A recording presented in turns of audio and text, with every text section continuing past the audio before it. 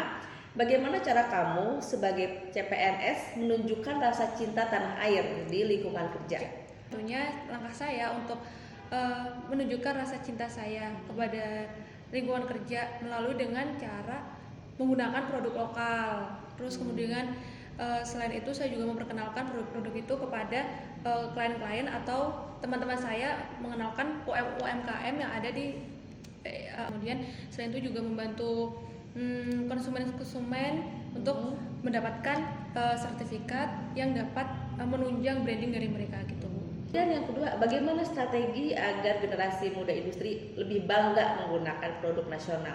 Tentunya kita akan mengadakan gelar karya gitu Bu, di mana karya-karya yang kita tampilkan itu berasal dari UMKM, produk lokal, kemudian menggunakan bahan-bahan yang ada di Indo dan mengikuti beberapa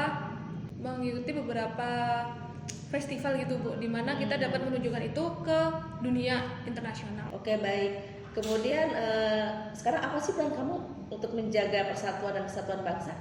Untuk peran saya sendiri, sekarang saya masih sebagai member baru nih di tempat kerja saya, ya Bu, karena CPNS, tentunya saya akan menghargai antara perbedaan-perbedaan, di mana di tempat kerja kita kan tidak satu jenis manusia gitu Bu, pasti heterogen dari suku, agama, kemudian dari pola pikir tentunya ya Bu. Saya pertama tuh menghargai dan menghormati, kemudian belajar dari senior-senior saya gitu, kemudian saling berkolaborasi untuk mencapai dari target-target yang telah ditetapkan oleh tempat kerja ini atau balai kita gitu. Oke, yang selanjutnya, bagaimana kamu sebagai CPNS bisa menjaga netralitas dan etika berbangsa di era digital ini? Baik Bu, kita kan udah mengetahui nih Bu, di mana informasi sekarang ini mudah banget untuk diakses gitu kan. Tentunya kita harus, sebelum kita memberikan informasi kepada halayak, tentunya kita harus melakukan cross check apakah informasi ini benar, apakah informasi ini dapat divalidasi kebenarannya, sehingga kita tidak mudah untuk menyebarkan berita hoax kepada masyarakat gitu. Kemudian selanjutnya, apa bentuk sederhana dari sikap sadar berbangsa dan bernegara di kehidupan sehari-hari?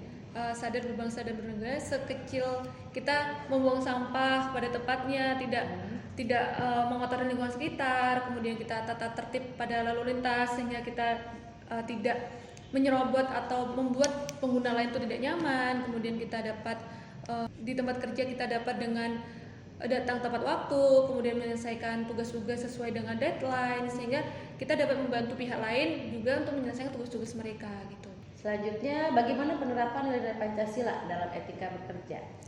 Untuk nilai-nilai Pancasila tentunya kita tidak boleh membeda-bedakan Bu antar klien atau bahkan antar teman kerja gitu Bu, sehingga kita dapat memberikan lingkungan yang harmonis. Kemudian juga kita juga tidak boleh memaksakan pendapat kita kepada pihak lain. Kita harus mendengarkan bagaimana pendapat mereka untuk menyelesaikan suatu permasalahan di divisi kita. Kemudian apa contoh perilaku di kantor yang mencerminkan kesetiaan pada Pancasila?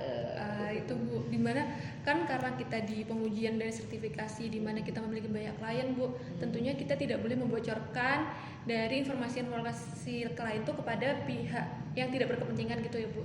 Kita harus wajib, karena kita sudah memiliki surat pernyataan gitu ya Bu, di mana kita integritas, di mana kita tidak boleh menginformasikan data dari klien kepada halayak ramai gitu, sehingga kita perlu untuk sekali menjaga itu informasi.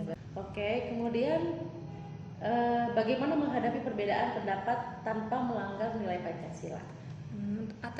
Kalau kan setiap orang pasti punya pendapat, punya pikiran masing-masing, terus adapun kita tidak sesuai, kita pasti bisa mengambil jalan yang baik gitu. Misal pendapat A kita timbang-timbang, bener nggak, dengan baik kita ambil sisi positifnya. Kalau misal menurut kita tuh tidak baik, ya udah tidak perlu untuk dijalani gitu. Tapi kita tetap mengikuti peraturan-peraturan yang ada untuk mendukung tercapainya dari suatu tujuan yang telah disepakati bersama itu tadi. Pertanyaan terakhir, apa arti rela berkorban di konteks pekerjaan sehari-hari? Rela berkorban menurut saya itu kita meluangkan waktu kita untuk mengerjakan tugas-tugas yang diberikan, kemudian kita tidak mendahulukan kepentingan kita di atas kepentingan umum gitu, sehingga kita perlu untuk melakukan hal-hal yang memang kewajiban kita di atas kepentingan kita.